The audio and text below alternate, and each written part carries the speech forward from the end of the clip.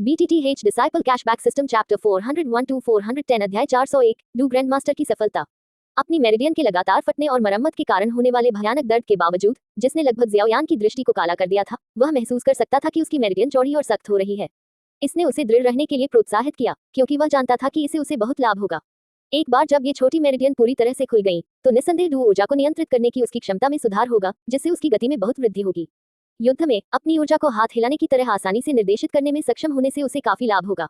जैसे जैसे यह ऊर्जा आगे बढ़ती गई, प्रत्येक छोटी मेरिडियन को तोड़ते हुए हल्की पॉपिंग ध्वनियां सुनी जा सकती थी। ज़ियाओयान की त्वचा के छिद्रों से अचानक ऊर्जा के छोटे जेट फूट पड़े, जिससे वह कई छिद्रों वाली टपकती केतली जैसा दिखने लगा। यह विस्फोट पूरी तरह से रुकने से पहले केवल कुछ सेकंड तक चला। इसके बाद ऊर्जा को बाहर निकालने वाले छिद्रों से धीरे धीरे रक्त रिसने लगा, जिससे ज़ियाओयान का आधा शरीर भीग गया। जैसे जैसे ये छिद्र धीरे धीरे सामान्य होते गए, ज़ियाओयान स्पष्ट रूप से महसूस कर सकता था कि जब भी वह अपने हाथ की मुहरों को साधना के रूप में बदलता था, तो ये छिद्र, जो अब उसके मेरिडियन से जुड़े हुए थे, हवा की सुरंगों की तरह काम करते थे, बाहरी दुनिया से ऊर्जा को पहले की तुलना में 10 गुना अधिक गति से अवशोषित करते थे। यह ऊर्जा उसके मेरिडियन के माध्यम से तेजी से प्रसारित होती थी। पूरा होने वाला प्रत्येक चक्र उसकी ऊर्जा भावर में बड़ी मात्रा में परिष्कृत शुद्ध ऊर्जा को इंजेक्ट करता था, और हर बार भावर काफी बड़ा हो जाता था।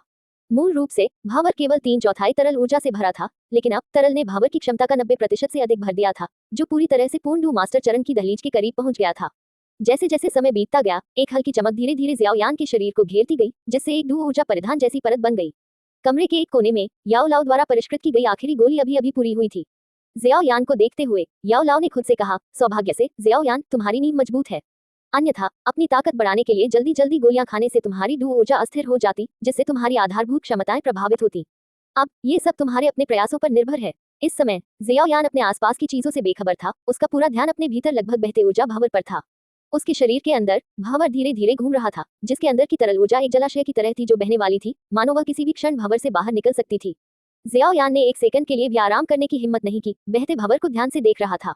उसने अभी अभी जो पीक ग्रेड की गोली खाई थी, उसमें से दवा की शक्ति लगभग 70-80% परिष्कृत थी, लेकिन शेष 20-30% में अभी भी काफी मात्रा में ऊर्जा थी। हालांकि भावर अब अतिरिक्त ऊर्जा के एक अंश को भी समायोजित नहीं कर सकता था। इसकी क्षमता पूर्ण सीमा तक पहुंच गई थी, और यदि वह इसमें ऊर्जा डालना जारी रखता, तो भावर फट सकता था, जिसके परिणाम अकल्पनीय हो सकते थे। ज़ियाओयान के पास केवल एक ही विकल्प बचा था, इस परिणाम से बचना। जब सफलता के करीब पहुंचते हैं, तो प्रत्येक डू मास्टर सहज रूप से सबसे इष्टतम विकल्प बनाता है, एक विधि जो पूर्ववर्तियों द्वारा अनगिनत बार सफल साबित हुई है। यह एक सरल अवधारणा थी, संपीड़न। गैसीय ऊर्जा को उच्च ग्रेड तरल ऊर्जा में संपीड़ित किया जा सकता है, और तरल ऊर्जा को बदले में ठोस ऊर्जा के उच्च ग्रेड में संपीड़ित किया जा सकता है। ये ठोस ऊर्जा एक डू ग्रैंड मास्टर की मूर्त उपस्थिति के साथ डू ऊर्जा कवच को बुलाने की क्षमता के पीछे का रहस्य थी। जैसे ही ज़ियाओयान ने अपने हाथ की मुहरें बदली, उसका आंतरिक भावर शांति के एक पल में गिर गया। कुछ ही क्षणों बाद इसकी सतह पर लहरें दिखाई देने लगी, जो और अधिक तीव्र होती गईं और अंततः उबलते पानी जैसी दिखने लगी। भावर के केंद्र में तरल ऊर्जा की लहरें छलकने लगी, जो लगातार बाहर रिस रही थी। जब ये ऊर्जा तरंगे लहराने लगी, तो पहले शांत रहने वाला भावर धीरे धीरे तेज होने लगा। ये तेजी केवल 10 सेकंड तक ही रही, और एक बार सुस्त रहने वाला भावर एक सर्पिल तेजी से घूमने वाले भावर में बदल गया। इस तेज गति के घूमने के कारण भावर के चारों ओर गोलाकार चाप के छल्ले बन गए। घूमने से उत्पन्न होने वाली फुसफुसाहट की आवाज उसके शरीर में गूंजती रही, एक रहस्यमय लय लेकर जो उसकी मेरिडियन, हड्डियों और कोशिकाओं से गुजरती हुई उसकी त्वचा तक पहुंची, जहां यह ज़ियाओयान के शरीर के चारों ओर लिपटे डू ऊर्जा परिधान के भीतर गूंजती रही। डू ऊर्जा परिधान के भीतर ध्वनि गूंजने के बाद इसकी ऐंठन की गति धीरे धीरे कम हो गई। एक पल में डू ऊर्जा तेजी से घुलने लगी, विलीन होने लगी और एकजुट होने लगी। अंत में एक रहस्यमय रून के साथ एक कुछ धुंधला कवच, जिसकी छाती पर छाप थी, ज़ियाओयान के शरीर की सतह पर धुंधला दिखाई दिया। हालांकि यह कवच अभी अपनी शुरुआती अवस्था में था, लेकिन इससे निकलने वाली ऊर्जा की धुंधली लेकिन शक्तिशाली लहर ने ये स्पष्ट कर दिया कि यह डू ऊर्जा परिधान की पिछली परत से कहीं आगे था। बेशक जैसे जैसे ये भ्रूण डू ऊर्जा कवच धीरे धीरे आकार ले रहा था, ज़ियाओयान को पता ही नहीं चला, क्योंकि वह अपने शरीर के भीतर एक गहन परिवर्तन का अनुभव कर रहा था। चूंकि उसका दिमाग भावर की घूर्णन गति को नियंत्रित करने पर केंद्रित था, ताकि यह एक निश्चित सीमा से अधिक न हो जाए और उसके शरीर को नुकसान न पहुंचाए, इसलिए ज़ियाओयान को बिना किसी ढील के सावधानीपूर्वक इसका ध्यान रखना पड़ा। जैसे जैसे समय बीतता गया, उसके शरीर में तेजी से घूमते भावर के भीतर तरल ऊर्जा असामान्य गति से कम होती जा रही थी। हालांकि भावर के भीतर ऊर्जा कम हो रही थी, ज़ियाओयान स्पष्ट रूप से महसूस कर सकता था कि भावर के भीतर अपार ऊर्जा वाला एक पदार्थ धीरे धीरे आकार ले रहा था। ये करीब है। तेजी से बनते पदार्थ को महसूस करते हुए ज़ियाओयान का तनावग्रस्त दिमाग थोड़ा शांत हुआ। कुछ ही समय में एक उन्मत्त फुसफुसाहट की आवाज के साथ घूम रहा भावर लगभग अपनी तरल ऊर्जा से खाली हो गया। अचानक ज़ियाओयान की केंद्रित निगाह के नीचे हीरे के आकार का एक क्रिस्टल, जो केवल एक अंगूठे के आकार का था, भावर के केंद्र में धीरे धीरे तैरने लगा। इस क्रिस्टल के प्रकट होने के साथ ज़ियाओयान को अपनी आत्मा की गहराई से आराम की एक गहरी भावना महसूस हुई। ये छोटी सी वस्तु, जिसे डू क्रिस्टल के नाम से जाना जाता है, में किसी व्यक्ति की सारी डू ऊर्जा को अपने भीतर समाहित करने की क्षमता होती है, और यह डू ग्रैंडमास्टर बनने की पहचान है। गुरु, मैंने ये कर दिखाया। धीरे धीरे अपनी साधना अवस्था से अपनी आंखें खोलते हुए जियाओयान ने अपना सिर घुमाया। उसका चेहरा चमक रहा था जैसे ही उसने कमरे में याओ लाओ की आत्मा को देखा। अध्याय का अंत भी अध्याय 402 बाहर निकलना।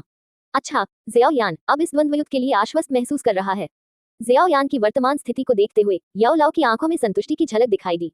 गुरुजी, मैं पहले से कहीं ज्यादा आश्वस्त महसूस कर रहा हूँ, जियाओयान ने उत्साह से उत्तर दिया, फिर धीरे से खड़ा हो गया। अपने पैर के अचानक धमाके के साथ उसका शरीर बिजली की गति से आगे बढ़ा, लगभग 2 मीटर बाईं ओर दिखाई दिया।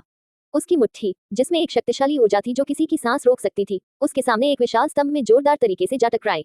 धमाका, लकड़ी के टुकड़े हर जगह उड़ते हुए एक तेज आवाज गूंजी। जियाओयान ने अपनी मुट्ठी पर नजर डाली जो सीधे खंभे में जा घुसी थी और एक हल्की मुस्कान दी।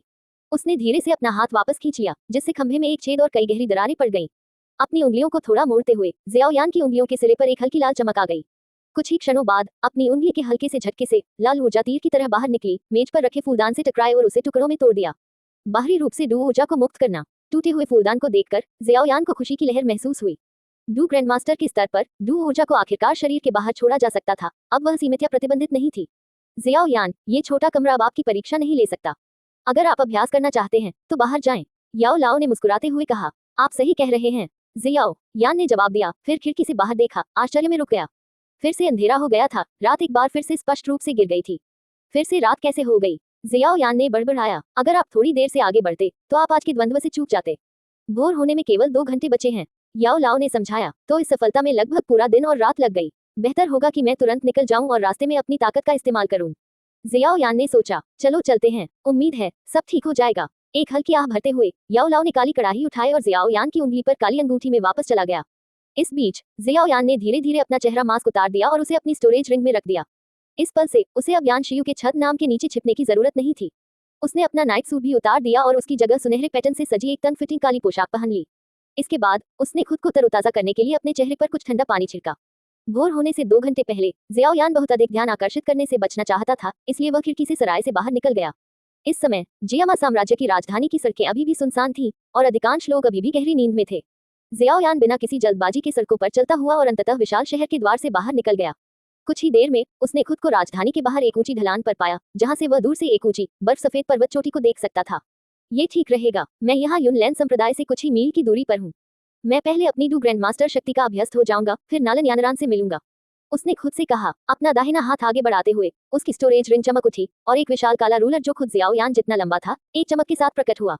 रूलर के हैंडल को पकड़कर उसने उसे घुमाया, जिससे उसके चारों ओर हवा का एक तेज झोंका आया। धमाका, एक जोरदार धमाके के साथ जियाओयान के सामने 2 मीटर ऊंचा पत्थर उसके काले रूलर से बुरी तरह टूट गया, जिससे पत्थर के टुकड़े सभी दिशाओं में उड़ गए। जैसे ही उसने रूलर उठाया, दरार धीरे धीरे फैल गई, जिससे अंततः पूरा पत्थर अलग हो गया। धमाका, इस छोटी सी पहाड़ी पर जियाओयान ने खुशी खुशी डू ग्रैंडमास्टर की नई शक्ति को उजागर किया, विभिन्न तकनीकों के साथ आसपास के पत्थरों और पेड़ों पर प्रहार किया। ये गुस्सा पूरे आधे घंटे तक चला, फिर वह आखिरकार रुक गया और उसकी हाल ही में मिली सफलता से जो आभा बह निकली थी, वह धीरे धीरे उसके शरीर में वापस समा गई। जियाओयान, अब चलने का समय हो गया है। याद रखें, आपकी साधना पद्धति के कारण आप लंबी लड़ाई के लिए उपयुक्त नहीं हैं। आगामी द्वंद्व में आपको लड़ाई को जल्दी खत्म करने के लिए अपनी युद्ध तकनीकों पर भरोसा करना होगा। याओ लाओ की वृद्ध आवाज जियाओयान के दिमाग में गूंज उठी जब वह रुका। समझ गया, जियाओयान ने सिर हिलाया, फिर एक हरी गोली निकाली और जल्दी से उसे निगल लिया। इस गोली के साथ उसके पिछले प्रयासों से समाप्त हुई डू ऊर्जा तेजी से फिर से भरने लगी। ये त्वरित पुनर्प्राप्ति गोली उन 3 गोलियों में से एक थी जिसे याओ लाओ ने एक दिन पहले जियाओयान के लिए विशेष रूप से परिष्कृत किया था, इस उम्मीद में कि उसकी निम्न श्रेणी की साधना पद्धति तीव्र युद्ध के दौरान उसकी ऊर्जा को बहुत तेजी से खत्म कर सकती है। जैसे ही सूरज क्षितिज पर उगाया, पृथ्वी की गोद से मुक्त होकर जियाओयान फिर से रुक गया, एक ढलान पर खड़ा था और दूरी में विशाल पर्वत आधार को देख रहा था।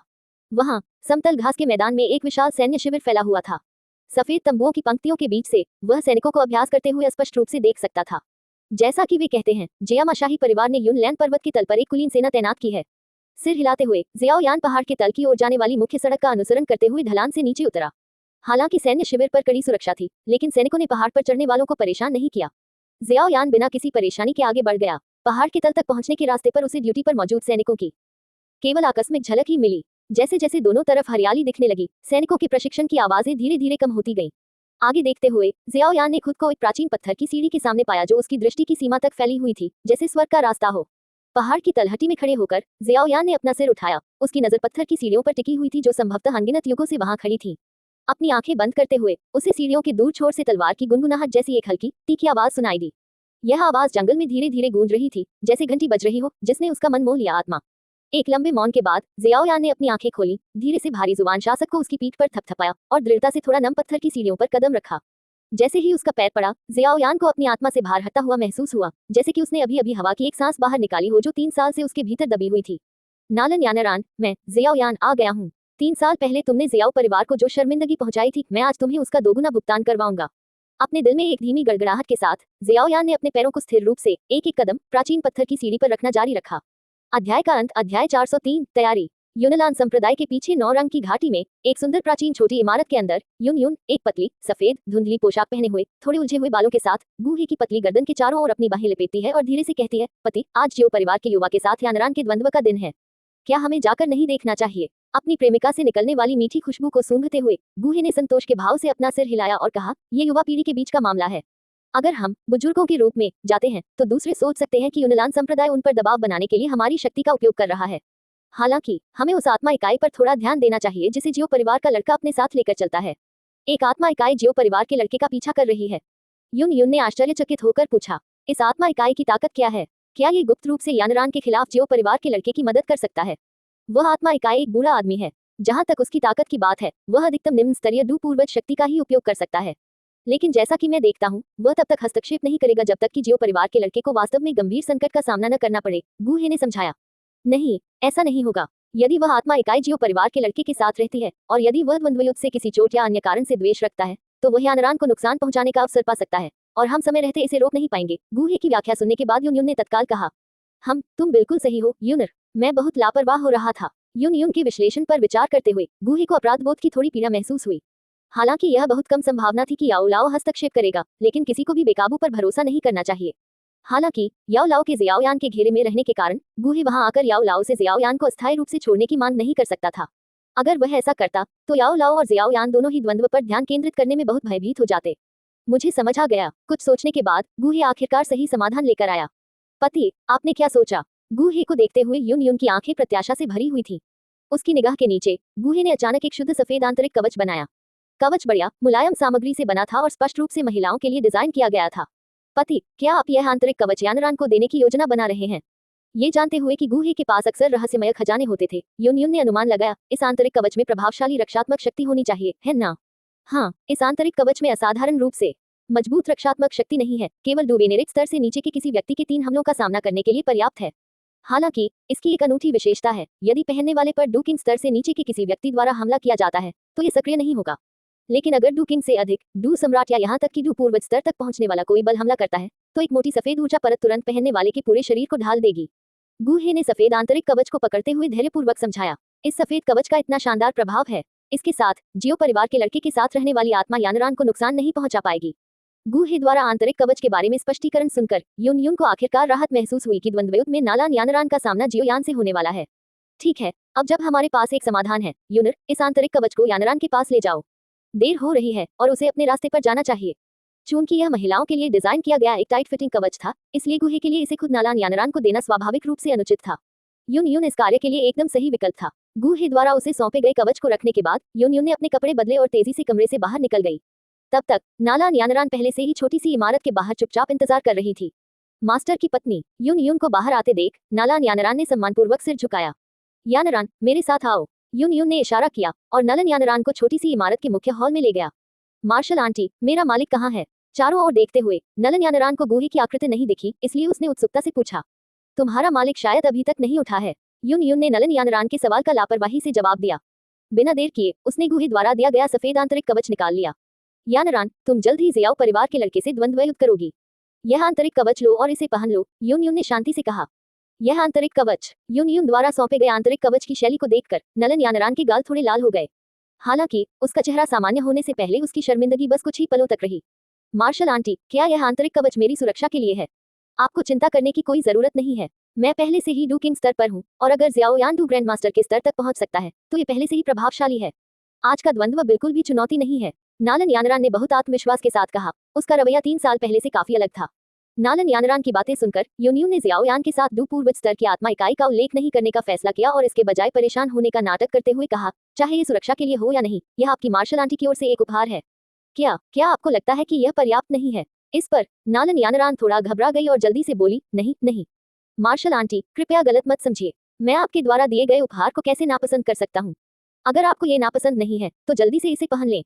यून यून ने दबाव डालते हुए सफेद आंतरिक कवच को फिर से नालन यानरान को सौंप दिया। आंतरिक कवच लेते हुए नालन यानरान ने थोड़ा संकोच किया, फिर पूछा, मार्शल आंटी, क्या मुझे यहाँ कपड़े बदलने चाहिए? हाँ, यहाँ इस हॉल में आपके और मेरे अलावा कोई और नहीं है। यून यून ने आत्मविश्वास से पुष्टि की। ठीक है। ये सुनकर नलन यानरान ने झिझकना बंद कर दिया, जल्दी से अपने बाहरी कपड़े और पहने हुए आंतरिक कवच को उतार दिया और शुद्ध सफेद आंतरिक कवच पहन लिया। यानरान, अब जब तुमने कपड़े बदल लिए हैं तो जल्दी करो और जाओ। देर मत करो। नलन यानरान को गुही द्वारा दिए गए आंतरिक कवच को पहने हुए देखकर यून यून ने आखिरकार राहत की सांस ली। समझ गई मार्शल आंटी, अब मैं विदा लेती हूँ। नलन यानरान ने यून यून को प्रणाम किया और फिर धीरे धीरे हॉल से बाहर निकल गई। इस समय लियू लिंग, जियो यिक्सियन और किंगलिन भी उस छोटी सी इमारत के बाहर आ गए थे जहाँ गुही और यून यून रहते थे। वरिष्ठ भाई, दूसरी वरिष्ठ बहन, छोटी कनिष्ठ बहन, आप सभी यहाँ हैं। उन तीनों को देखकर नलन यानरान के चेहरे पर मुस्कान आ गई और उसने उनका गर्मजोशी से स्वागत किया। बेशक यानरान, आज तुम्हारा जियाओ यान के साथ द्वंद्व है। वरिष्ठ भाई बहन जियानर और छोटी बहन किंगलिन सभी तुम्हारा समर्थन करने के लिए यहाँ हैं। अध्याय का अंत। अध्याय 404। 3 वर्षीय समझौता शुरू होता है। यूनान संप्रदाय के द्वार पर बड़े एक समान पत्थरों से पूरी तरह से पक्के एक विशाल चौक में 1000 से अधिक यूनान संप्रदाय के अनुयायी अर्धवृत्त में बैठे थे। वे सभी चांद सफेद वस्त्र पहने हुए थे। बादलों के आकार की लंबी तलवारें हवा में लहरा रही थी, मानो वे जीवित हों, तलवार की मंशा का हल्का सा संकेत दे रही हों। चौक के शीर्ष पर ऊंची पत्थर की सीढ़ियों की एक श्रृंखला ऊपर की ओर जाती थी। जितना ऊपर चढ़ते बैठे लोग उतने ही बूढ़े होते। पत्थर की सीटों की सबसे ऊंची पंक्ति में एक खाली जगह थी और उसके नीचे कई बुजुर्ग आकृतियां अपनी आंखें बंद करके ध्यान में बैठी थी। ये यूनान संप्रदाय के बुजुर्ग थे। इस तथ्य के बावजूद कि चौक में 1000 से अधिक लोग थे, वातावरण भयानक रूप से शांत था। हवा के गरजने की आवाज के अलावा एक भी अन्य शोर नहीं सुना जा सकता था। बीच बीच में चौक से हवा का तेज झोंका आता और तुरंत ही सफेद वस्त्र लहराने लगते, जैसे आसमान से बादल उतर रहे हों, जिससे एक मनमोहक दृश्य बन जाता। एक समय ऐसा आया जब हवा के टूटने की आवाज हवा में भर गई और पत्थर की सीटों की सबसे ऊंची पंक्ति पर 3 शक्तिशाली आभाएं उतरी। ये 3 थे अल्केमिस्ट गिल्ड के अध्यक्ष फामा, शाही संरक्षक जिया जिंगटिन और मितिर परिवार के सबसे बड़े बुजुर्ग है बोडोंग। उनके बाद जियामा साम्राज्य के नालनजी, म्यूचेन, मितिर टेंगशान और कई अन्य जाने माने डुकिंग विशेषज्ञ भी पहुंचे। हालांकि ये लोग जिया जिंगटिन और फामा के साथ एक ही पंक्ति में नहीं बैठे थे। इसके बजाय वे नीचे पत्थर के चबूतरे पर बैठे जहां यूनान संप्रदाय के बुजुर्ग बैठे थे। उनके आगमन से यूनान संप्रदाय के शिष्यों में बहुत हलचल नहीं हुई। ये दर्शाता है कि उन्हें पहले से ही निर्देश मिल चुके थे। इस समय ऊंचे मंच पर बैठे हाई बोडोंग के चेहरे पर थोड़ी गंभीरता थी। एक मजबूत विशेषज्ञ के रूप में वह स्वाभाविक रूप से कुछ विवरणों को पहचान सकता था जो अन्य लोग नहीं देख सकते थे। अपनी धारणा से उसने देखा कि चौक में लगभग 1000 यूनान संप्रदाय के शिष्य सभी एकदम तालमेल में सांस ले रहे थे। उनकी आभाएं आपस में जुड़ी हुई थी। उनमें से किसी की भी हरकत से एक अथक और जबरदस्त हमला हो सकता था, मानो वे एक ही इकाई हों। इस चौक में अगर कोई लड़ाई छिड़ जाती तो एक पूर्वज को भी इन 1000 शिष्यों की संयुक्त शक्ति से सावधान रहना पड़ता। वाकई यूनान संप्रदाय प्रभावशाली है, हाई बोडोंग ने अपने दिल में सोचा। उसका दिल प्रशंसा से भर गया। इन शिष्यों को एक साथ इतनी सहजता से काम करने के लिए प्रशिक्षित करना एक चुनौतीपूर्ण कार्य रहा होगा। अपना सिर घुमाते हुए हाई बोडोंग ने फामा और जिया जिंगटिन के साथ एक नजर का आदान प्रदान किया। वे सभी स्थिति की गंभीरता को समझते थे। स्पष्ट रूप से यूनान संप्रदाय के शिष्यों का संयुक्त गठन कुछ ऐसा था जिसे वे सभी सावधानी से देखते थे। अजीब बात है, सभी आमंत्रित अतिथि पहले से ही अपनी जगह पर हैं, लेकिन संप्रदाय के गुरु यून यून और आज के मुख्य प्रतिभागी नालन यानरान अभी तक क्यों नहीं आए हैं? जिया जिंगटिन ने चौक में यूनान संप्रदाय के शिष्यों को देखते हुए पूछा। शायद संप्रदाय गुरु यून यून अभी भी नालन यानरान को कुछ अंतिम निर्देश दे रहे हैं, फामा ने सहजता से जवाब दिया। वह युवा पीढ़ी के बीच द्वंद्व के बारे में बहुत चिंतित नहीं था। यूनान पर्वत पर आने का उसका मुख्य कारण गुहे से मिलना था। कीमियागर सम्मेलन के बाद उसने लियू लिंग से सीखा था कि जियाओ यिक्सियन जैसे शीर्ष स्तरीय विशेषज्ञ भी गुहे के शिष्य थे और वह गुहे से व्यक्तिगत रूप से इस तथ्य की पुष्टि करने के लिए उत्सुक था। यदि यूनान संप्रदाय का निमंत्रण न होता तो वह शायद बहुत पहले यूनान पर्वत पर आ जाता। जब फामा इस पर विचार कर रहा था, जिया जिंगटिन ने एक प्रश्न पूछा जिसके बारे में वह भी उत्सुक था। फामा, ओल्ड आइस, आपको क्या लगता है, अगर गुहे ने वास्तव में ऐसे शक्तिशाली शिष्यों को सिखाया होता तो क्या उसकी शक्ति पूर्वज स्तर तक पहुंच सकती थी? जिया जिंगटिन ने भौहें सिकोड़ते हुए पूछा। ठीक है, गुहे की कीमिया प्रतिभा निश्चित रूप से उल्लेखनीय है, लेकिन उसकी साधना प्रतिभा उतनी अच्छी नहीं लगती, उतना ही मजबूत। फामा ने जवाब देने से पहले हिचकिचाहट दिखाई। तुम दोनों अनुमान लगाना बंद करो, मैं तुम्हें एक रहस्य बताता हूँ। गुहे शायद कम से कम 2 साल पहले उच्च स्तरीय डू सम्राट क्षेत्र में पहुंच गया था। बेशक तब मैंने केवल अनुमान लगाया था, लेकिन अब मैं निश्चितता के साथ कह सकता हूँ, हाई बोडोंग ने अचानक कहा। 2 साल पहले वह पहले से ही उच्च स्तरीय डू सम्राट क्षेत्र में पहुंच चुका था। ये सुनकर जिया जिंगटिन और फामा दोनों दंग रह गए। उनके चेहरे आश्चर्य से भर गए। जब समय की गणना उस समय से की गई जब गुहे ने डू राजा स्तर को तोड़ा था। अगर वह वास्तव में 2 साल पहले उच्च स्तरीय डू सम्राट तक पहुंच गया था तो उसकी प्रतिभा भयानक से कम नहीं होगी। ऐसी असाधारण प्रतिभा के कारण उसके लिए केवल 2 वर्षों के भीतर डू पूर्वज स्तर तक पहुंचना बहुत संभव है। हालांकि भले ही गुहे के पास ऐसी असाधारण प्रतिभा और ताकत थी, फिर भी यह स्पष्ट नहीं हुआ कि उसकी महिला शिष्या ने 17 वर्ष की आयु में उच्च स्तरीय डू सम्राट शक्ति कैसे प्राप्त की। ये वास्तव में अविश्वसनीय है। कुछ देर सोचने के बाद जिया जिंगटियन ने अपना सिर जोर से हिलाया, फिर भी इस वास्तविकता पर विश्वास करने को तैयार नहीं था। उसी समय 4 युवा आकृतियां यूनलान संप्रदाय के मुख्य हॉल से बाहर निकली। ये 4 थे लियू लिंग, जियाओ यिक्सिन, नालन यानरान और किंगलिन। हॉल से बाहर निकलने के बाद चारों सीधे विशाल चौक की ओर चल पड़े। वहां पहुंचने पर नालन यानरान अकेले ही चौक के केंद्र की ओर बढ़ गया, जबकि अन्य 3 ने पास के कुछ पत्थर के चबूतरे पर सीटें पाईं। अल्केमिस्ट कन्वेंशन चैंपियनशिप जीतने की लियू लिंग की उपलब्धि पहले से ही यूनलान संप्रदाय में फैल चुकी थी, जिससे उसकी प्रतिष्ठा में काफी वृद्धि हुई। इस प्रकार जब वह जियाओ यिक्सिन और किंगलिन के साथ एक ऊंचे पत्थर के मंच पर बैठे तो किसी ने उन्हें नहीं रोका। किसी कारण से वह पहले से भी अधिक मजबूत लग रही है, जिया जिंगटियन ने बड़बड़ाते हुए कहा। उसकी आंखें जियाओ यिक्सिन पर टिकी थी, उसकी भौहें गहरी सिकुड़ रही थी। मुझे भी ऐसा ही लगता है। ये सुनकर फामा और हाई बोडोन दोनों ने लगभग एक साथ बात की। उनकी निगाहें जियाओ यिक्सिन पर सावधानी से भरी हुई थी। नालन यानरान और जियाओ परिवार के लड़के के बीच द्वंद्व समाप्त होने के बाद मुझे गुहे से मिलना होगा। उस रात जियाओ यिक्सिन के यू साम्राज्य के एक निश्चित गुट के संप्रदाय गुरु के रूप में आत्म परिचय को याद करते हुए जिया जिंगटियन ने अपने दिल में कुछ निर्णय लिए। तभी चौक के बाहर पत्थर की सीढ़ियों से कदमों की हल्की आवाज गूंजी। ये सुनकर चौक में मौजूद सभी यूनलान संप्रदाय के शिष्यों के साथ साथ ऊंचे मंच पर बैठे लोगों ने अपनी निगाहें एक बिंदु की ओर घुमाई। भीड़ की चौकस निगाहों के नीचे एक विशाल काले शासक को पकड़े हुए एक युवक आखिरी सीढ़ियां चढ़ता हुआ चौक पर दिखाई दिया। युवक की निगाहें शांत और भावहीन थी, क्योंकि वह अपनी नजरें विशाल चौक पर घुमाता हुआ आखिरकार नालन यानरान पर रुका, जो बीच में खड़ी थी। उसकी चमकीली आंखें उससे मिल रही थी। जियाओ परिवार, जियाओ यान। अध्याय का अंत। अध्याय 405, जीवन और मृत्यु, प्रत्येक का अपना भाग्य। जियाओ कबीले, जियाओ यान। जियाओ यान के शांत शब्द पूरे चौक में गूंज रहे थे। चौक पर अनगिनत यूनलान संप्रदाय के शिष्यों ने जियाओ यान की ओर अपनी अलग अलग निगाहें घुमाई। जियाओ यान नाम उनके लिए अपरिचित नहीं था। संप्रदाय की युवा मालकिन के रूप में नालन यानरान की स्थिति के कारण कई शिष्यों के मन में उनके लिए प्रशंसा थी।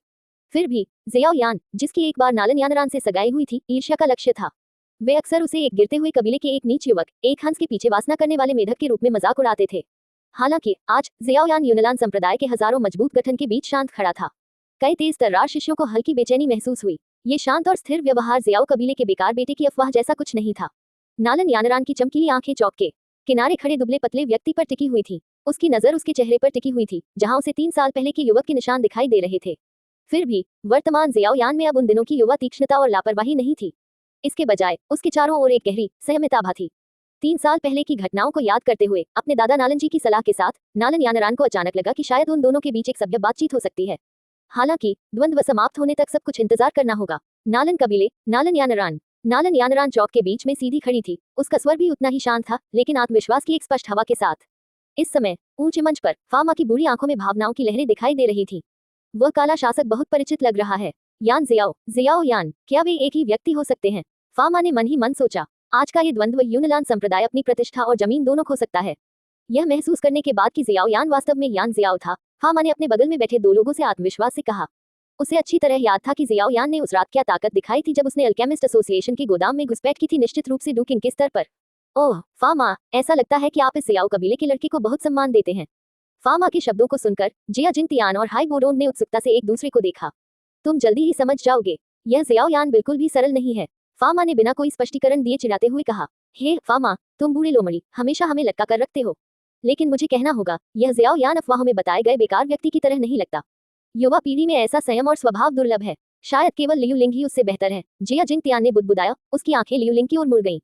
हालांकि जैसे ही उसने नजर घुमाई, युवा पीढ़ी का शांतिपूर्वक आकलन करने का उसका प्रारंभिक व्यवहार तुरंत बदल गया। वह लड़की वास्तव में एक विलक्षण प्रतिभा है। जिया जिंगटियान ने अंदर ही अंदर आह भरी। ... अरे बूढ़े नालन, क्या ये जियाओ कबीले का लड़का है जो लगभग तुम्हारे नालन परिवार का दामाद बन गया था? वह उतना बेकार नहीं लगता जितना कि उसके बारे में अफवाहें फैलाई जाती थी। उनका संयम और स्वभाव युवा पीढ़ी के सर्वश्रेष्ठ लोगों से मिलता जुलता है जिन्हें मैंने देखा है।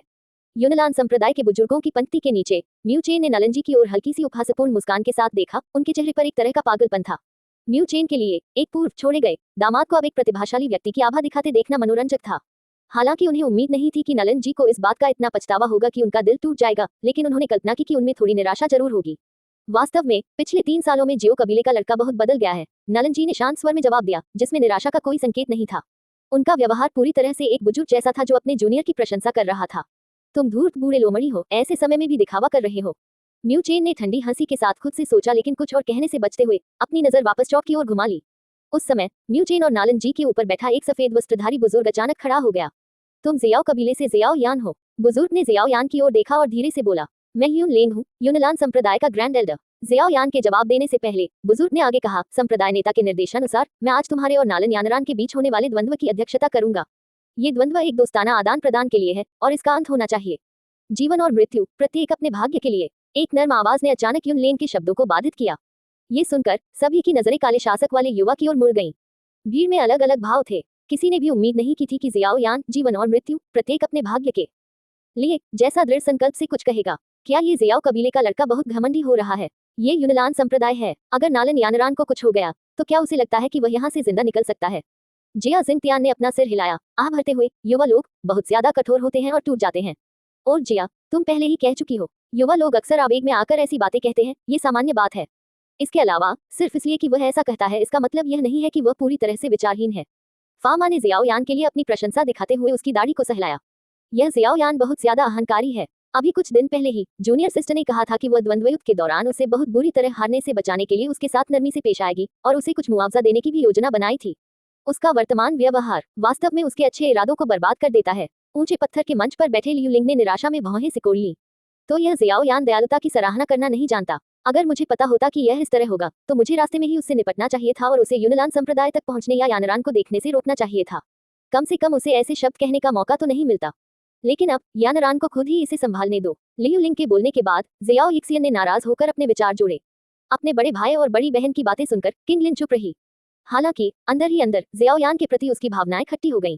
चौक के बीच में नालन यानरान ने अपनी नजर उठाई और जियाओ यान की गहरी आंखों में देखा। उन आंखों से वह स्पष्ट रूप से आक्रोश की एक अदम्य अंतर्धारा को महसूस कर सकती थी। एक पल के बाद नालन यानरान ने धीरे से आह भरी और बेपरवाही से जवाब दिया, जैसा आप चाहें। नालन यानरान की प्रतिक्रिया सुनकर युनलिंग ने थोड़ा भौहें सिकोड़ी। जियाओ यान के अचानक व्यवधान ने युनलान संप्रदाय के ग्रैंड एल्डर को कुछ हद तक नाराज कर दिया। हालांकि वह जानता था कि जियाओ यान अब वह बेकार नहीं रहा जिसके बारे में अफवाह थी। नालन यानरान की प्रतिभा भी उतनी ही प्रभावशाली थी। युनलान संप्रदाय के संसाधनों के साथ उसकी प्रगति आश्चर्यजनक रूप से तेज थी। वास्तविक युद्ध में युनलिंग को संदेह था कि जियाओ यान के पास कोई मौका होगा। युवक, जो कुछ भी तुम करते हो उसमें एक रास्ता छोड़ना बुद्धिमानी है।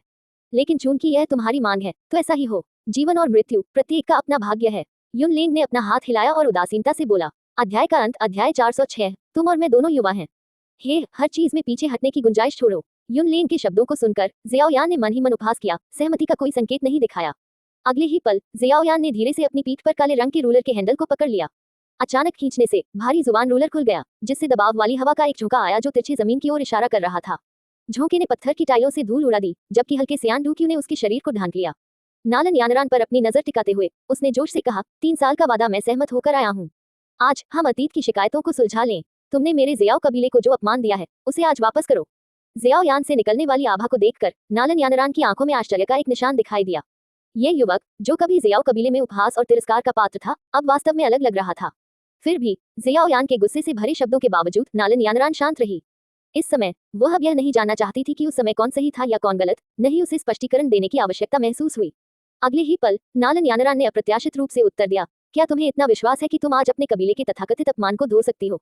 स्पष्टीकरण देने की उसकी अनिच्छा को सुनकर जियाओ यान को फिर से अपमानित होने का एहसास हुआ। हे नालन यानरान, युनलान संप्रदाय की युवा मालकिन के उस ऊंचे रवैये को दूर करो। मैं जियाओ यान पहले ही कह चुकी हूँ, 30 साल नदी के पूर्व में, 30 साल पश्चिम में कभी भी किसी गरीब युवक को नीची नजर से मत देखो। जियाओ यान ने ठंडे स्वर में कहा, ठीक कहा, कभी भी किसी गरीब युवक को नीची नजर से मत देखो। यह जियाओ कबीले का लड़का काफी जोश से भरा हुआ है। वास्तव में इस तरह के दृढ़ संकल्प और प्रतिभा के साथ वह भविष्य में महान उपलब्धियों के लिए बाध्य है। जियाओ यान के शब्दों पर प्लाजा में कई दर्शक उसके व्यवहार से प्रभावित होकर उसकी प्रशंसा करने से खुद को रोक नहीं पाए। दर्शकों के बीच इस बात की जिज्ञासा जगी कि एक बार बर्बाद युवा कितना आगे बढ़ गया है। जब भीड़ ने जियाओ यान के लिए जयकारे लगाए तो जियाओ यिक्सियन का चेहरा ठंडा हो गया। उसने अपने होंठ काटे और अपनी सांस के नीचे बुदबुदाया, उसकी ताकत बहुत ज्यादा नहीं हो सकती है, लेकिन उसका अहंकार बहुत बड़ा है। मुझे उम्मीद है कि यानरान पीछे नहीं हटेगा और उसे उचित सबक सिखाएगा। जिस क्षण जियाओ यिक्सियन के शब्द निकले, पास की पत्थर की सीटों में एक क्षण भंगुर ठंड फैल गई, जिससे कई लोग भौहें सिकुड़ने लगे। जियाओ यिक्सियन की बड़बड़ाहट सुनकर लियूलिंग ने दया के भाव से जियाओ यान की ओर देखा। खुद से सोचा, जूनियर सिस्टर जियानर अब डू पूर्वज स्तर पर है, व्यवहारिक रूप से एक जीवित देवता है। अगर जियाओ यान ने उसे उकसाया है तो वह शायद बर्बाद हो गया है। नालन यानरान की तरफ उसकी अभिव्यक्ति अपरिवर्तित रही। एक पल के विचार के बाद उसने एक ठंडी हंसी निकाली और कहा, कभी भी किसी गरीब युवा को नीचा मत समझो। हे जियाओ यान, मत भूलना तुम और मैं दोनों युवा हैं। 3 साल पहले मैं तुमसे ज्यादा ताकतवर था, आज मैं और भी ज्यादा ताकतवर हो जाऊंगा। इसके साथ ही नालन यानरान के हाथ में अचानक एक तेज लंबी तलवार दिखाई दी, जो तिरछी दिशा में जमीन की ओर इशारा कर रही थी। हालांकि तलवार में कोई डुकी हुई नहीं था, लेकिन इसमें हत्या के इरादे की एक स्पष्ट हवा निकल रही थी। 1 साल की भीषण लड़ाई के दौरान नालन यानरान ने अनगिनत क्रूर जादुई जानवरों को मार डाला था। उसकी तलवार उनके खून में नहा गई थी, फिर भी वह साल भर के नरसंहार में खुद को नहीं खोई थी। क्या वह सम्मानित यूनान संप्रदाय की युवा मालकिन नहीं है, जिसके पास अनगिनत साधना संसाधन है? वह इतनी आभा क्यों बिखेरती है? नालन यानरान से निकलने वाला स्वभाव जियो यान को अच्छी तरह से पता था। उस समय याओ लाओ के मार्गदर्शन में वह भी खूनी लड़ाई के दौर से गुजरा था, लेकिन खुद को खोने के डर से उसे रुकने के लिए मजबूर होना पड़ा। शुरू करो, 3 साल का वादा पूरा हो गया है। आज अपनी पिछली शिकायतों का अंत होने दो। मुझे उम्मीद है कि आज के बाद तुम दोनों के बीच कोई और उलझन नहीं होगी। जैसे ही जियाओयान ने सोचा, अचानक यून लेन की थोड़ी बुरी आवाज गूंज उठी। ये सुनकर जियाओयान ने अपने दिमाग को फिर से एकाग्र किया, बाकी सभी विचारों को एक तरफ रख दिया। उसके हाथों ने हैवी जुबान रूलर को कसकर पकड़ लिया। डूक्यूई उछल रहा था क्योंकि उसका पूरा शरीर एक छाया में बदल गया था, जो प्लाजा के केंद्र में नालान यानरान की ओर तेजी से बढ़ रहा था। लड़ो, नालान यानरान। 3 साल। जियाओयान की दबी हुई दहाड़ अनायास ही उसके गले से गूंज उठी जब वह आगे बढ़ा। छाया एक उग्र जानवर की तरह प्लाजा में फैल गई। हैवी जुबान रूलर जमीन के ठीक ऊपर से गुजरते हुए पत्थर की स्लैब में चिंगारियों और गहरे खांचे का एक निशान बना रहा था। नालान यानरान की आंखें शांत रही क्योंकि वह जियाओयान के उत्पात को देख रही थी। उसकी नजर में उसकी उन्मत्त गति धीमी दिखाई दे रही थी। अगले ही पल नालान यानरान के हाथ में लंबी तलवार स्थिर रूप से उठी। तुरंत कई मीटर चौड़ी डूक्यूई की एक विशाल भावर उसकी तलवार की नोक पर संघनित हो गई। जैसे ही भावर बना, हवा के झोंके नालन यानरान के चारों ओर घूमने लगे और घूमती हुई ऊर्जा से एक जबरदस्त दबाव निकला। जियाओयान, पीछे हट जाओ। जैसे ही नालन यानरान की तलवार की नोक पर भावर जमने लगा, याओ लाओ की एक तीखी और जरूरी आवाज अचानक जियाओयान के दिमाग में गूंज उठी। यह आवाज सुनकर जियाओयान, जिसने हमेशा याओ लाओ के मार्गदर्शन का बिना किसी सवाल के पालन किया था, ने तुरंत अपने कदम रोक दिए। उस पल उसने भी नालन यानरान के भावर हमले से निकलने वाली असाधारण शक्ति को महसूस किया। उसका हमला, इसकी ताकत आश्चर्यजनक है। जियाओयान ने अंदर दम तोड़ दिया। ये सिर्फ एक साधारण डू तकनीक है ना? इसमें इतनी शक्ति कैसे हो सकती है? क्या ये हो सकता है कि नालान यानरान पहले ही डू स्पिरिट क्षेत्र में प्रवेश कर चुका है? इस समय न केवल जियाओयान बल्कि मंच पर बैठे जियामा साम्राज्य के उच्च पदस्थ अधिकारी भी स्पष्ट रूप से चौंक गए थे। ऊर्जा का ये स्तर पहले से ही उस सीमा को पार कर चुका था जिसे दाडू से नियंत्रित करने में सक्षम होना चाहिए, जबकि जियाओयान और भीड़ अभी भी स्तब्ध थी। कई मीटर चौड़ा विशाल भावर पहले से ही नालन यानरान की तलवार की नोक से अलग हो चुका था और तेज गति से जियाओयान की ओर बढ़ रहा था। भावर से निकलने वाली दमनकारी ऊर्जा को महसूस करते हुए जियाओयान के पास सोचने का समय ही नहीं था। उसने अपनी बाह घुमाई, भारी जुबान शासक को डूक्यूई की एक भयंकर लहर के साथ संभाला, जिससे उस भारी भावर को उसके पहुंचने से पहले ही चकनाचूर कर दिया। जैसे ही भावर जियाओयान के 2 मीटर के भीतर पहुंचा, उससे निकलने वाली तीव्र और उस्त्रा तीक्ष्ण ऊर्जा ने भारी जुबान शासक को पकड़ने वाले हाथ में गहरे घाव करना शुरू कर दिया। उसके हाथ से खून बहने लगा। अगले ही पल भारी जुबान शासक खुद ही शक्ति में भारी असमानता के कारण पराजित हो गया और भावर में बह गया। ये देखकर भावर के निर्माता नालन यानरान ने अप्रत्याशित रूप से तनाव का एक निशान महसूस किया। उसने इस हमले को केवल एक जांच के रूप में रखने का इरादा किया था, इसकी शक्ति को शुरुआती डू स्पिरिट चरण तक सीमित कर दिया। फिर भी उसके आश्चर्य के लिए ऐसा संयमित हमला भी ऐसा लग रहा था जैसे कि यह जियाओयान के शरीर को पूरी तरह से चीर देगा। जियाओयान की तरफ अपने भारी जुबान शासक को खोने और अपने हाथ में असहनीय दर्द के साथ पीछे हटने के साथ ही निराशा उसे भरने लगी। उस पल याओ लाओ की आह उसके दिमाग में धीरे से गूंज उठी। अध्याय का अंत। अध्याय 407। जियाओयान, यह असंभव है। एक वृद्धा के साथ जियाओयान के शरीर के चारों ओर अचानक सफेद ऊर्जा की एक अजीब परत उभर आई।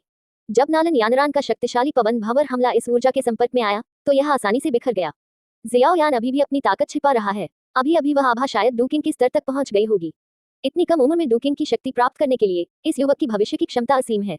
ऊंचे मंच पर जिया जिंगतियान और हाई बोडोन दोनों ने इस दृश्य को देखकर आश्चर्यचकित भाव प्रकट किए। उनके बगल में फामा ने थोड़ा मुस्कुराया और गर्व से कहा, हे ओल्ड जिया, ओल्ड हाई, क्या अब तुम दोनों मुझ पर विश्वास करते हो? फामा, क्या ऐसा हो सकता है कि तुम इस जियाओयान को कुछ समय से जानते हो? फामा के शब्दों को सुनकर जिया जिंगतियान और हाई बोडोन ने लगभग एक साथ पूछा, क्या तुम दोनों को जियाओयान का रूप कुछ जाना पहचाना नहीं लगता? फामा ने उन्हें सस्पेंस में रखते हुए चिढ़ाते हुए कहा। इस पर जिया जिंगतियान और है बोडोन ने अपनी निगाहें अखाड़े में मौजूद जियाओयान की ओर घुमाई। कुछ नजरों के बाद जिया जिंगतियान की आंखों में एक अजीब सी चमक उठी और उसने संकोच से पूछा, क्या ये जियाओयान वही यान जियाओ हो सकता है जो अल्केमिस्ट कन्वेंशन से आया था? हाँ, बूढ़े जिया, हालांकि तुम्हारी उम्र बढ़ती जा रही है लेकिन तुम्हारी याददाश्त खराब नहीं है। फामा ने उसकी दाढ़ी को सहलाते हुए हंसते हुए कहा, मैंने तुमसे पहले ही कहा था, इस द्वंद्व में कोई सस्पेंस नहीं है। जियाओयान जीतेगा ही। इस समय न केवल जिया जिंगतियान और है बोडोन चौंक गए, बल्कि वहां मौजूद लगभग सभी लोग जियाओयान की शक्ति देखकर दंग रह गए। अनगिनत चकित निगाहें उसकी ओर मुड़ गईं। ये सच नहीं हो सकता। जियाओ परिवार का वह लड़का इतना शक्तिशाली कैसे हो सकता है? युनलेन की बूढ़ी आंखें अविश्वास से भरी थीं। अखाड़े में युनलेन संप्रदाय के शिष्य भी जियाओयान की अचानक शक्ति में वृद्धि से समान रूप से परेशान थे, जिससे उनके 1000 पुरुष गठन की मूल दमनकारी आभा डगमगा गई। तो ये फिर से वही आभा है। जूनियर सिस्टर यानरान के साथ अपने द्वंद्व में उसने किसी और की आत्मा शक्ति उधार लेने की हिम्मत की। मैंने पहले इस जियाओयान को ज्यादा आंका था। जियाओयान को घूरते हुए लियुलिंग ने गुस्से से कहा, वरिष्ठ भाई, मैंने उस संक्षिप्त क्षण में भी कुछ असामान्य महसूस किया। तो आप हमेशा से जानते थे कि जियाओयान ने किसी और की आत्मा शक्ति उधार ली है? जियाओ यिक्सियन ने भौहें सिकोड़ते हुए पूछा। टैगोर रेगिस्तान में हमारे अनुभव के दौरान मैंने एक बार उससे लड़ाई की थी। तब वह केवल डू प्रैक्टिशनर स्तर पर था। ये किसी और की आत्मा शक्ति रही होगी जिसने उसे डू पूर्वज स्तर तक पहुंचाया। अंत में मैंने जियाओ जिन को उसके साथ निपटने के लिए कहा, लियू लिंग ने संक्षेप में समझाया। मैं समझ गया। तो जियाओ यान पहले उस हवा के भावर में लगभग मर गया था और उसने अपनी जान बचाने के लिए उस शक्ति का इस्तेमाल किया। अगर वह आत्मसमर्पण करने से इनकार करता है और यानरान के खिलाफ उस शक्ति का इस्तेमाल करना जारी रखता है तो मैं उसे नहीं छोड़ूंगा। जियाओ यिक्सियन की आवाज में बर्फीली आवाज थी जब वह बोल रही थी। चौक के केंद्र में नालान यानरान ने जियाओ यान के अचानक डूकिंग स्तर की ताकत का प्रदर्शन देखकर और अधिक सतर्क हो गया। ये सोचना कि सिर्फ 3 साल में तुम इतनी ऊंचाइयों पर पहुंच गए हो। मास्टर के शब्द वाकई बुद्धिमानी भरे थे। दुनिया में कभी किसी को कम मत समझो। अगर तुम डूकिंग के स्तर पर पहुंच गए हो तो चलो इस दुश्मनी को हमेशा के लिए खत्म करने के लिए खून खराबे की असली लड़ाई करते हैं। इन विचारों के साथ नालान यानरान ने जियाओ यान के लिए अपने पिछले तिरस्कार को एक तरफ रख दिया। इस बीच जियाओ यान की तरफ से याओ लाओ ने नालान यानरान के हवा के भावर को रोकने के लिए हस्तक्षेप किया। जियाओ यान अपनी जगह पर जम गया। कुछ ही क्षण पहले याओ लाओ ने उसे बताया कि नालान यानरान द्वारा किया गया हमला डू स्पिरिट की शक्ति से युक्त था जो उसके क्षेत्र से एक स्तर ऊपर था। आज के युवाओं को कम मत आंको। हाँ, जियाओ यान मत भूलो, हम दोनों अभी भी जवान हैं। 3 साल पहले मैं तुमसे ज्यादा मजबूत था और 3 साल बाद मैं और भी ज्यादा मजबूत हो जाऊंगा। जैसे ही जियाओ यान को नालन यानरान के पहले के शब्द याद आए, उसका चेहरा अचानक शर्म की जलन से जल उठा। ऐसा लगता है कि मैं एक कुएं के तल पर एक मेढक की तरह रहा हूँ। इन 3 सालों में सिर्फ मैंने ही कड़ी मेहनत नहीं की, वह भी तेजी से सुधार कर रही है। आज की लड़ाई मैं नालन यानरान से पूरी तरह से हार गया हूँ। पिताजी, यह जियाओ यान की विफलता है। मैंने आपको बदनाम किया है। जैसे ही जियाओ यान अनिच्छा, हताशा और शर्म में डूब रहा था और पुरानी यादों को ताज़ा कर रहा था, अचानक एक ठंडी आवाज उसके कानों में पड़ी।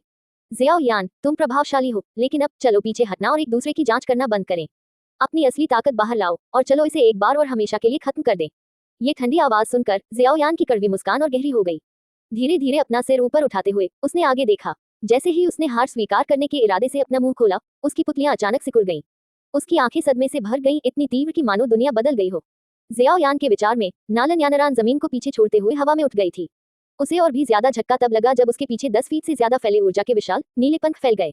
नालन यानरान से निकलने वाली आभा और अचूक डूक्यू पंखों ने जियाओ यान को एक ही कुचलने वाली सच्चाई बताई, वह डूकिंग स्तर पर पहुंच गई थी।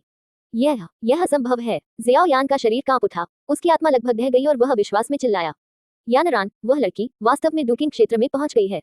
उसी समय नालन जी ने नालन यानरान को अपनी डूकिंग शक्ति का प्रदर्शन करते हुए देखा और वह प्रतिबंधित उत्साह में चिल्ला उठा। जल्द ही उसका आश्चर्य अनियंत्रित खुशी में बदल गया। नालन यानरान ने डूकिंग तक अपनी पहुंच बना ली है। कोई आश्चर्य नहीं कि संप्रदाय के गुरु ने उसे व्यक्तिगत रूप से शिष्य के रूप में चुना है। सच में युनलेन संप्रदाय धन्य है। द्वंद्व युद्ध की अध्यक्षता कर रहे बुजुर्ग युनलेन ने कहा, उनका बुरा चेहरा खुशी से चमक रहा था। सोचने की बात है कि नालन यानरान अपनी ताकत इतनी गहराई से छिपा रही है। अब जब दोनों ने डूकिंग की क्षमताएं प्रकट कर दी हैं, तो कौन जीतेगा? नालन यानरान द्वारा अपनी डूकिंग शक्ति के प्रकटीकरण ने इस द्वंद्व युद्ध को, जिसे शुरू में बिना किसी रहस्य के माना जाता था, एक रोमांचक प्रतियोगिता में बदल दिया। भीड़ में इस बात को लेकर अटकलें लग रही थी कि कौन विजयी होगा। अनगिनत निगाहों के बीच हवा में मदराती नालन यानरान ने अपनी लंबी तलवार उठाई। उसमें से एक चमकदार चमक निकली जो इतनी चमकीली थी कि वहां मौजूद सभी लोग चकाचौंध हो गए। इस चमक के नीचे भयानक ऊर्जा खतरनाक दर से एकत्रित होने लगी। उसकी खूबसूरत आंखें नीचे जियाओ यान पर टिकी थी और एक गहरी सांस लेने के बाद नालन यानरान ने अपने जेड जैसे हाथ में बढ़ती हुई भारी तलवार को पकड़ लिया। बेहद धीमी गति से चलती हुई उसकी तलवार लगभग स्थिर लग रही थी, फिर भी हर गुजरते पल के साथ इससे निकलने वाली ऊर्जा तरंगे और भी तीव्र होती जा रही थी। जियाओ यान, तुम अभी भी किस बात के लिए चक्कर लगा रहे हो? आज की लड़ाई को बचाना असंभव है। तुम अभी भी जवान हो। अगर तुम 3 साल में इस लड़की को नहीं पकड़ पाए तो तुम्हें अगले 3 साल तक उसका पीछा करने से कौन रोक रहा है? अध्याय 408। जियोयान ने हार स्वीकार की। और 3 साल, जियोयान, तुम अभी भी किस बात के लिए चक्कर खा रहे हो? ये लड़ाई पहले ही तय हो चुकी है। तुम अभी भी जवान हो। अगर तुम 3 साल में इस लड़की को नहीं पकड़ पाए तो तुम्हें अगले 3 साल तक फिर से कोशिश करने से कौन रोक रहा है? पहले जियोयान हमेशा याओ लाओ की सलाह को दिल से मानता था, लेकिन इस पल में जब याओ लाओ के चिंतित शब्द गूंजे, जियोयान स्थिर रहा। उसकी निगाह अभी भी आसमान में बढ़ती हुई सफेद रोशनी पर टिकी हुई थी। यह अजीब है। जियोयान क्या कर रहा है? नालन यानरान ने अपना चार्ज लगभग पूरा कर लिया है और उसने कोई कदम नहीं उठाया है। जियोयान की अजीबोगरीब हरकतों को देखकर जिया जिंगटियन आश्चर्य में टिप्पणी करने से खुद को रोक नहीं पाई। अगर वह इतना शांत रह रहा है तो शायद उसके पास पहले से ही कोई योजना है। चलो इंतजार करते हैं और देखते हैं। फामा, जो जियोयान की ताकत पर भरोसा करती थी, ने बिना किसी हिचकिचाहट के जवाब दिया। शांत, संयमित, क्या आप आश्वस्त हैं? फामा, क्या आप निश्चित हैं कि आप गलत नहीं हैं? ये शब्द सुनकर फामा के बगल में बैठे हाई बोडोंग ने अपना मुंह थोड़ा हिलाया। अपने सुविधाजनक स्थान से वह जियाओ यान के हाव भाव को स्पष्ट रूप से देख सकता था। उसकी आंखों में बिल्कुल भी शांति या आत्मविश्वास नहीं था, केवल घबराहट और यहाँ तक कि आतंक का एक संकेत भी। भीड़ की चौकस निगाहों के नीचे नालन यानरान की लंबी तलवार और भी अधिक चमकीली हो गई। पहले से ही अंधा कर देने वाली सफेद रोशनी और भी बढ़ गई, जब तक कि तलवार की रोशनी ने आकाश में सूरज को पूरी तरह से ढक नहीं लिया। Wind extreme, sunset glory. आसमान से एक चीख निकली और ऊर्जा की भयानक लहरें फूट पड़ी। एक भयंकर तलवार की आभा आकाश से उल्का की तरह नीचे गिरी, विनाशकारी बल के साथ युद्ध के मैदान में फैल गई। ऊर्जा के दबाव के नीचे की जमीन फट गई, पूरे क्षेत्र में गहरी दरारें फैल गईं। ऊपर तलवार की आभा की अपार शक्ति को महसूस करते हुए युनलैन संप्रदाय के शिष्यों ने जल्दी से अपने डूक्यू को सक्रिय कर दिया। उनसे ऊर्जा की धाराएं बह निकली, जिससे एक विशाल सुरक्षा कवच बन गया जिसने अधिकांश क्षेत्र को कवर कर लिया। तभी वे तलवार की ऊर्जा के अपार दबाव को रोकने में सफल हुए। ये भयानक है। तलवार की ऊर्जा के अत्यधिक दबाव के कारण ज़ियाओ यान अभी भी कुछ हद तक भ्रमित था, आखिरकार अपनी समाधि से बाहर आ गया। हालांकि तब तक चमकदार तलवार की आभा ने उसकी दृष्टि को भर दिया था और उसके लिए चकमा देने के लिए बहुत देर हो चुकी थी। इसे मुझ पर छोड़ दो, ज़ियाओ यान। ज़ियाओ यान को आखिरकार होश में आते देख याओ लाओ ने जल्दी से उससे आग्रह किया। मम्मा। जैसे ही याओ लाओ के शब्द निकले, ज़ियाओ यान ने तुरंत अपनी आंखें बंद कर ली। जब उसने उन्हें फिर से खोला तो उसकी पुतलियां सफेद रोशनी की एक परत से चमक उठी। अपनी हथेली के एक कोमल धक्के से एक विशाल सफेद ऊर्जा कवच जो अपार शक्ति से भरा हुआ था तेजी से उसके सामने बन गया। ज़ियाओ यान की चाल बिल्कुल भी डू तकनीक जैसी नहीं लगती। ये सिर्फ एक साधारण ऊर्जा विस्फोट है जो एक कवच बनाता है। क्या वह वास्तव में इतना आश्वस्त है कि नालन यानरान की उच्च स्तरीय जुबान क्लास डू तकनीक को रोकने के लिए इस तरह की किसी चीज का उपयोग कर सकता है? अगर वह ऐसा कर रहा है तो इसके पीछे कोई कारण होना चाहिए। अगर आप नहीं समझते हैं तो निष्कर्ष पर न पहुंचे। जैसे ही ज़ियाओ यान ने ढाल को बनाया, पत्थर के मंच पर बैठे कुछ साधारण विशेषज्ञ चर्चा करने लगे। हालांकि शीर्ष पर मौजूद 3 सबसे मजबूत आकृतियां उनके नीचे एक पत्थर की सीट से निकलने वाली एक ठंडी उपस्थिति से तुरंत सतर्क हो गईं, क्योंकि ज़ियाओ यान ने ढाल बनाई थी। ये वह है। उसने अचानक इतनी हत्या करने की मंशा क्यों जताई? उसकी साधना ज़ियाओ यान जैसे किसी व्यक्ति को निशाना बनाने के लिए पर्याप्त नहीं होनी चाहिए। ज़ियाओ यिक्सियन से निकलने वाली ठंडी आभा को महसूस करते हुए जिया जिंगटिन, फामा और बोडोन थोड़ा तनाव में आ गए। उन्हें पता भी नहीं था कि ज़ियाओ यिक्सियन अपनी सीट से उठ खड़ी हुई थी। अपनी नाजुक मुट्ठियों को कसकर बंद करके उसकी नजर नीचे के दृश्य से कभी नहीं हट रही थी। इससे पहले जब ज़ियाओ यान की आभा बदली तो ज़ियाओ यिक्सियन सहज रूप से अपने पैरों पर खड़ी हो गई थी। अगर उसने ज़ियाओ यान को सिर्फ एक रक्षात्मक ढाल तैयार करते देखा होता तो वह पहले ही अखाड़े में भाग जाती। अगले ही पल सभी की चौकस निगाहों के सामने नालन यानरान की तलवार की आभा एक शक्तिशाली धमाके के साथ सफेद ऊर्जा ढाल से टकराई।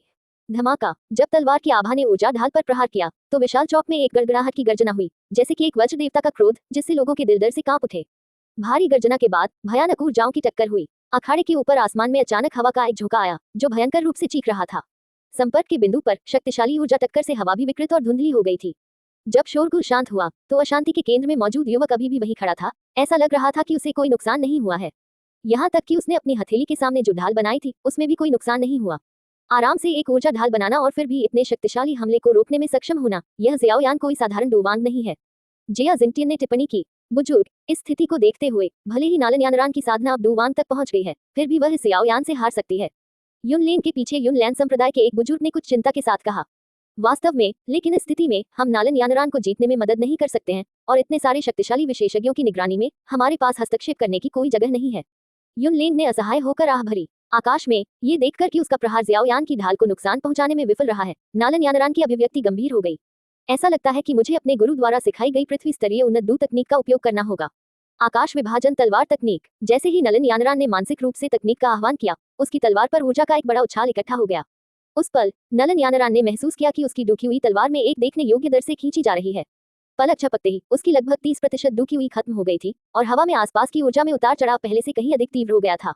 सभी युनलैन संप्रदाय के शिष्यों, सुनो, जल्दी से तितर बितर हो जाओ और अखाड़े से निकल जाओ। स्थिति की गंभीरता को समझते हुए युनलेन ने तत्काल सामान्य शिष्यों को खाली करने का आदेश दिया। यह आदमी अगर वह हार नहीं मानता है और यानरान के खिलाफ लड़ने के लिए किसी और की आत्मा शक्ति पर निर्भर रहना जारी रखता है तो मैं कदम बढ़ाऊंगा और तुम्हारे बगल में छिपी आत्मा को बाहर निकालूंगा। जियो यिक्सियन ने बड़बड़ाया। उसकी भौहें थोड़ी सिकुड़ गईं क्योंकि उसने स्थिति को देखा। हालांकि जैसे ही याओ लाओ की आत्मा को उजागर करने का विचार उसके दिमाग में आया, ज़ियाओ यान की कर्कश आवाज सुनाई दी। नालन यानरान, आज के मैच में मैं, ज़ियाओ, हार स्वीकार करता हूँ, लेकिन हमारा समझौता खत्म नहीं हुआ है। अब से 3 साल बाद मैं युनलैन पर्वत पर वापस आऊंगा। अध्याय का अंत। अध्याय 409। जियो यिक्सियन ने कार्रवाई की। नालन यानरान, आज का द्वंद्व मेरी हार के साथ समाप्त होता है। हालांकि हमारा समझौता अभी खत्म नहीं हुआ है। अब से 3 साल बाद मैं, जियो यान, एक बार फिर युनलान पर्वत पर चढ़ूंगा। जियो यान की कर्कश आवाज विशाल चौक में गूंज उठी, जो सभी के कानों तक पहुंची। क्या हो रहा है? जियो यान ने अचानक हार क्यों मान ली? कुछ ही क्षण पहले ऐसा लग रहा था कि उसका पलड़ा भारी था। अपने पिछले प्रदर्शन से भले ही नालन यानरान का अगला कदम उसकी विंस फाइनल सनसेट ग्लो से कहीं ज्यादा मजबूत हो, लेकिन उसे सीधे हार नहीं माननी चाहिए। जियो यान के लहजे से लगता है कि वह इस नतीजे को स्वीकार करने के लिए तैयार नहीं है। क्या इस स्थिति में और भी कुछ हो सकता है? जियो यान की हार की स्वीकारोक्ति सुनकर द्वंद्व देख रहे आमंत्रित शक्तिशाली लोग भ्रम में आपस में बड़बड़ाने से खुद को रोक नहीं पाए। उस पर निर्देशित हैरान निगाहों के बीच ज़ियाओ यान ने अचानक अपनी पीठ से बड़े हड्डी सफेद पंख उगाए, खुद को हवा में उठाया। पीछे देखे बिना वो युनलान संप्रदाय से दूर उड़ गया। इसका क्या मतलब है? उसने लड़ने का विकल्प क्यों नहीं चुना है? नालान यानरान जियाओयान की हरकतों को देखकर वहां मौजूद किसी भी अन्य व्यक्ति की तुलना में अधिक हैरान दिखी। इस समय उसने अपनी आधी से अधिक डूबी हुई ऊर्जा को अपनी स्काई सेवरिंग स्वॉर्ड तकनीक में प्रवाहित कर दिया था। ऊर्जा अपने चरम पर पहुंच गई थी और यहाँ तक कि वह अब इसे दबा नहीं सकती थी। जियाओयान के हार मानने के साथ उसने ऊर्जा को विशाल नीले आकाश की ओर पुनर्निर्देशित किया। एक पल में शून्य में ही एक पतली दरार बन गई। लानत है, हालांकि उसने हार मान ली, लेकिन उसने हार के कोई स्पष्ट संकेत नहीं दिखाए। इससे दूसरों को यह अनुमान लगाने पर मजबूर होना पड़ेगा कि हमारे यूनान संप्रदाय ने उसे अधीनता में आने के लिए मजबूर किया। जियो परिवार के बदमाश, यहीं रुक जाओ। जियोयान को प्लाजा से उड़ते हुए देखकर जियो यिक्सियन का गुस्सा और भी बढ़ गया। जब जियो यिक्सियन की आकृति सफेद रोशनी की एक लकीर में बदल गई और जहां वह खड़ी थी वहां से गायब हो गई, तो प्लाजा में एक ठंडी चीख गूंज उठी। अगले ही पल वह जियोयान के सामने फिर से प्रकट हुई, उसका रास्ता रोककर। तुम मुझे रोकने का इरादा रखते हो? जियोयान की तीखी नजर अचानक प्रकट हुए जियो यिक्सियन पर टिकी हुई थी, उसकी भौहें सिकुड़ी हुई थी। जियोयान ने पहले ही हार मान ली है, तो वह अब उसके पीछे क्यों भाग रही है? क्या ऐसा हो सकता है कि उसकी हार में वाकई कुछ गहरा छिपा हो? ये संभव है। इस लड़की की अविश्वसनीय ताकत को देखते हुए जियाओयान का भयभीत होना और उससे लड़ने की हिम्मत न करना स्वाभाविक है। शायद 3 साल और देने की उसकी टिप्पणी नालन यानरान के लिए नहीं थी, बल्कि इस जहां की खेती करने वाली लड़की के लिए एक छिपी हुई चेतावनी थी। ये सुनकर जिया जिंटियन और फामा को सबसे पहले संदेह हुआ। क्या वह एल्डर गुहे द्वारा ली गई दूसरी शिष्या नहीं है? उसकी वरिष्ठता सीनियर भाई लियू के बराबर है। उसकी गति और उसके द्वारा छोड़े गए आभा को देखते हुए वह कोई साधारण व्यक्ति नहीं है। जियाओ यिक्सियन की असली ताकत से अनजान कई दर्शक उसकी भयानक गति से बस चकित थे। जियाओयान, क्या तुम्हें लगता है कि तुम ऐसे ही जा सकते हो? जियाओ यिक्सियन की ठंडी आवाज हवा में गूंज उठी। तुम क्या चाहते हो? जियाओयान गंभीर दिख रहा था। उसके सामने खड़ी 17 साल की लड़की ने उसे बेहद खतरनाक एहसास कराया। तुमने द्वंद्व युद्ध से पहले कसम खाई थी कि जीवन और मृत्यु का फैसला भाग्य से होगा, फिर भी हर बार तुमने लड़ने के लिए दूसरे की आत्मा की शक्ति पर भरोसा किया है। और अब बिना कोई स्पष्टीकरण दिए तुम बस हार मान लेते हो और सच्चाई से अनजान लोगों को अटकलें लगाने के लिए छोड़ देते हो। तुम्हारी बेशर्मी की कोई सीमा नहीं है। जियाओ यिक्सियन ने व्यंग्य किया। चूंकि तुम खुद को स्पष्ट नहीं करोगे तो मुझे तुम्हारी मदद करने दो। दूसरे की आत्मा की शक्ति, उसका क्या मतलब है? जियाओ यिक्सियन के शब्द जोर से नहीं बोले गए, लेकिन वे इतने स्पष्ट थे कि वहां मौजूद हर कोई सुन सकता था। उसके आरोप से कई लोग हैरान थे। मुझे पहले भी इस बारे में संदेह था, लेकिन ये बहुत दूर की बात लग रही थी। अब ऐसा लगता है कि उस महान वरिष्ठ की आत्मा वास्तव में जियाओयान के भीतर निवास कर सकती है।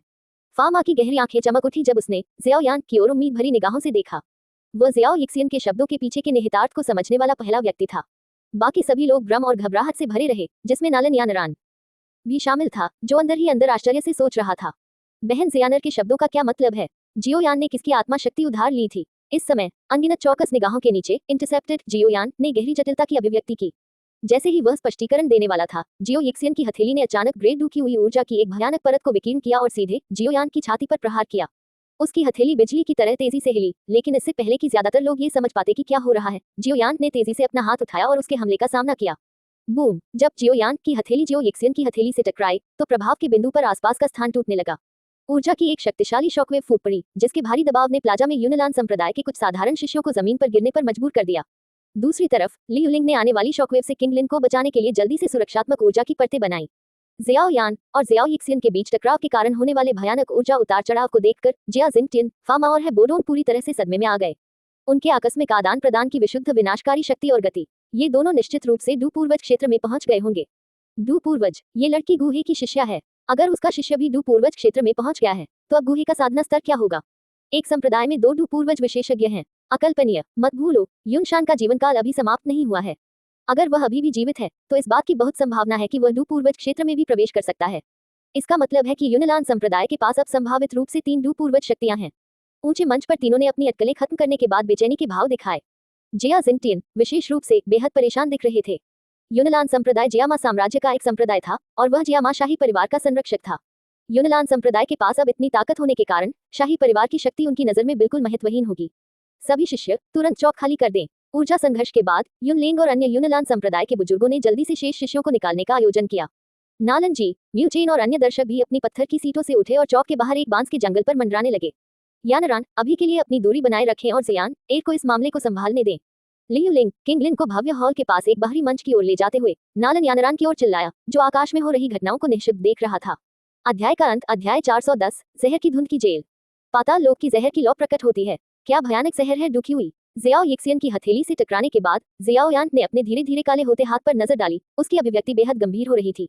अगले ही पल उसकी हथेली में एक हटी सफेद लौ दिखाई दी, जिसने जल्दी ही उसके जहरीले काले हो चुके हाथ को पूरी तरह से घेर लिया। सिजल सिजल, हटी सफेद लौ में लिपटे हाथ से सफेद धुआं उठ रहा था, क्योंकि यह हमलावर विषाक्त पदार्थों को बाहर निकालने का काम कर रहा था। अपने शरीर से जहर को मुश्किल से साफ करने के बाद जियाओ यान ने अपनी नजर वापस जियाओ यिक्सियन पर घुमाई। उसकी आंखों में अभी भी एक सतर्क नजर थी। फिर जियाओ यान के गले से एक कर्कश आवाज निकली, छोटी लड़की, बात यहाँ तक पहुंच गई है और अब और कुछ कहने का कोई मतलब नहीं है। आज जियाओ यान भले ही हार गया हो, लेकिन मैं हार मानने से इनकार करती हूँ। और अगर मैं जाना चाहती हूँ तो तुम मुझे नहीं रोकोगी। वह वास्तव में जियानेर के बराबर लड़ सकता है। और अब उसकी आवाज का लहजा भी काफी बदल गया है। ऐसा लगता है कि वह वाकई किसी और की ताकत उधार ले रहा है। जियाओ यान, मैंने फिर से तुम्हारा अनुमान ज्यादा लगाया और 3 साल तुम इसके लायक नहीं हो। प्लाजा के बीच में मंडराते हुए नालन यानरान ने आसपास हो रहे दृश्य को देखा।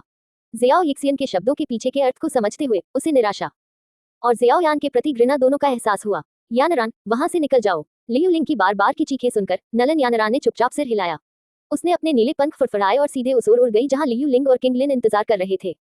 ओह, सच में, चलो देखते हैं तुम कैसे निकलते हो। प्लाजा के किनारे पर मंडराते हुए जियाओ यिक्सियन ने जियाओ यान की आत्मविश्वास भरी घोषणा का ठंडे अंदाज में जवाब दिया।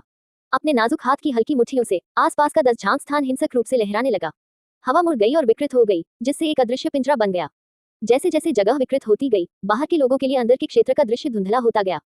फिर जियाओ यिक्सियन के शरीर से अचानक एक मोटी भूरे बैंगनी धुंध उठी, जो तेजी से फैल रही थी। कुछ ही क्षणों में धुंध ने स्थानिक पिंजरे को भर दिया, इसे पूरी तरह से छिपा दिया और बाहरी दृश्य को काट दिया। पिंजरे के अंदर जियाओ यान ने घने भूरे बैंगनी धुंध को गंभीरता से देखा, जो अब उसके चारों ओर थी। वह धुंध के भीतर निहित अपार विषाक्तता को महसूस कर सकता था, एक ऐसा जहर जो इतना शक्तिशाली था कि वह भी इसे लापरवाही से सांस में लेने की हिम्मत नहीं कर सकता था। इसके अलावा धुंध गति और चपलता पर विघटनकारी प्रभाव डालती दिख रही थी। जैसे जैसे ये फैलते ही जियाओ यान को लगा कि उसका शरीर काफी भारी हो गया है। ये कितना भयानक जहरीला कोहरा है। यह इस बंद जगह के भीतर मौजूद मौलिक ऊर्जा को भी दूषित कर सकता है। इससे लड़ाई के दौरान बाहरी ऊर्जा को अवशोषित करना असंभव हो जाता है। अगर लड़ाई लंबी खींचती है तो मैं गंभीर रूप से नुकसान में रहूंगा। क्या निर्दयी रणनीति है। आसपास के भूरे बैंगनी धुंध को स्कैन करते हुए जियाओ यान ने चुपचाप स्थिति का मूल्यांकन किया। बिना किसी हिचकिचाहट के उसने जल्दी से अपने शरीर के सभी छिद्रों को बंद कर दिया और हटी सफेद लौ को पूरी तरह से खुद को घेरने के लिए बुलाया, जिससे धुंध के खिलाफ एक सुरक्षात्मक अवरोध पैदा हो गया। ये सावधानियां बरतने के बाद उसने अपनी तेजी से कम हो रही डूकी हुई को फिर से भरने के लिए एक गोली निकल ली। उस पल दूर के आकाश में धुंध से घिरा हुआ एक 10 झांक चौड़ा भूरा बैंगनी स्थान दिखाई दिया। दृश्य एक पारदर्शी कांच के बक्से जैसा था, जिसमें जहर की एक अलग दुनिया थी। क्षेत्र में जहरीली धुंध के कारण यूनान संप्रदाय के पर्यवेक्षक अब यह नहीं देख पा रहे थे कि अंदर क्या हो रहा था। यहाँ तक कि फामा, जिसने अंतरिक्ष को स्कैन करने के लिए अपनी आध्यात्मिक इंद्रियों का उपयोग करने का प्रयास किया, पाया कि उसके प्रयास इसके किनारों पर मुड़ी हुई ऊर्जा द्वारा विफल हो गए। परिणाम स्वरूप अंदर की लड़ाई का विवरण बाहरी लोगों के लिए पूरी तरह से अज्ञात रहा। जहर धुंध जेल के अस्तित्व में आने के बाद यहाँ तक कि जिया जिंटियन, फामा और हाई बोडोन 3 डू सम्राट स्तर की शक्तिशाली शक्तियां ने पीछे हटने का फैसला किया। 2 लड़ाकों के संघर्ष के बाद पकड़े जाने का जोखिम उठाने के लिए तैयार नहीं थे। इस बीच यूनान संप्रदाय के विशाल चौक के बाहर बांस के जंगल में पेड़ों के बीच छिपी एक छायादार आकृति ने गहरी विस्मय की नजर दिखाई। यह आकृति लिंग यांग थी, जो गू जुनर द्वारा जियाओ यान का पीछा करने के लिए भेजा गया एक डू सम्राट स्तर का विशेषज्ञ था। गू कबीले के एक सदस्य लिंग यांग ने अपने पूरे जीवन में कई विलक्षण लोगों का सामना किया था, लेकिन यहाँ तक कि वह जियाओ यिक्सियन की वर्तमान शक्ति के स्तर से हिल गया था। मुझे उम्मीद नहीं थी कि यूनान संप्रदाय जैसे छोटे संप्रदाय से इतना बढ़िया शिष्य निकलेगा। वरिष्ठ भाई, हम नहीं देख पा रहे हैं कि पिंजरे के अंदर क्या हो रहा है। क्या आपको लगता है कि बहन जियानर जियाओ यान में आत्मा इकाई से निपटने में ठीक रहेगी? नालान यानरान ने उत्सुकता से पूछा। उसकी आंखें चिंता से भरी हुई थी, क्योंकि वह हवा में मुड़ी हुई जेल को देख रही थी। वरिष्ठ भाई, मुझे बहन जियानर की भी चिंता है। जियाओ यान की ताकत बढ़ती जा रही है और मैं नहीं बता सकती कि वह अब जो दिखा रहा है वह उसकी सीमा है या नहीं, किंग लिन ने कहा। उसका स्वर भी उतना ही चिंतित था। यह जेल कुछ ऐसा है जिसे जियानर ने खुद बनाया है, इसलिए मुझे यकीन है कि उसके पास कोई योजना है। इसके अलावा उस आत्मा इकाई को एक बार जियाओ जिन ने हराया था, ये जियानर के लिए कोई मुकाबला नहीं होना चाहिए। और मत भूलना, हम यूनान संप्रदाय में हैं। मास्टर के यहाँ होने पर जियानर के साथ क्या हो सकता है? आप दोनों को बस आराम करना चाहिए। हालांकि लियू लिंग खुद इस बात को लेकर अनिश्चित था कि अंदर क्या हो रहा था और उसे थोड़ी बेचैनी महसूस हो रही थी, लेकिन उसने अपनी 2 छोटी बहनों के सामने इसे जाहिर न होने देने की पूरी कोशिश की। जहर की धुंध जेल के अंदर जियाओ यान, जो हड्डियों को ठंडा करने वाली लो और अपनी शक्तिशाली आत्मा द्वारा समर्थित था, ने बहुत ज्यादा दृश्यता नहीं खोई थी। अपनी निगाहों से उसने देखा कि जियाओ यिक्सियन के शरीर से एक बैंगनी तितली निकल रही है। एक पल में यह आकार में 3 मीटर तक फैल गई, जिसने जेल की लगभग 1/3 जगह घेर ली। जैसे ही विशाल बैंगनी तितली दिखाई दी, जहर की धुंध जेल के अंदर का तापमान नाटकीय रूप से बढ़ गया। उबलता हुआ जहर का कोहरा और भी गाढ़ा हो गया और अधिक दमनकारी होता गया। पाताल लोक की जहर की लौ, मैंने कभी नहीं सोचा था कि कोई ऐसी चीज को वश में कर सकता है। विशाल बैंगनी तितली को घूरते हुए जियाओ यान की आंखों में आश्चर्य की एक झलक दिखाई दी। वह स्पष्ट रूप से महसूस कर सकता था कि तितली के उभरने के साथ जहरीले धुंध का विरोध करने के लिए उसके डूकी हुई का सेवन करने की दर में काफी वृद्धि हुई थी। हर सेकंड मैं यहाँ रहता हूँ, मेरी ताकत और कम होती जाती है। मुझे यहाँ से तुरंत निकल जाना चाहिए। अपनी विकट स्थिति को समझते हुए जियाओ यान के चेहरे पर एक दृढ़ अभिव्यक्ति उभरी। अगले ही पल उसका दाहिना हाथ थोड़ा खुला और विशाल भारी जुबान शासक एक बार फिर उसकी हथेली में प्रकट हुआ। काले ब्लेड को कसकर पकड़ते हुए शासक की सतह से एक तीव्र प्रकाश निकलने लगा जो तेजी से चमकीला होता गया, जिसने भूरे बैंगनी धुंध से भरे जेल के एक बड़े हिस्से को रोशन कर दिया। जैसे ही प्रकाश अपने चरम पर पहुंचा, जियाओयान ने भारी जुबान शासक को जियाओ यिक्सियन की ओर तेजी से घुमाया। एक विशाल अर्धचंद्राकार सफेद ऊर्जा ब्लेड कई मीटर चौड़ा शासक की नोक से फट गया, जो भयानक बल के साथ सीधे जियो यिक्सियन पर जा गिरा। अध्याय का अंत।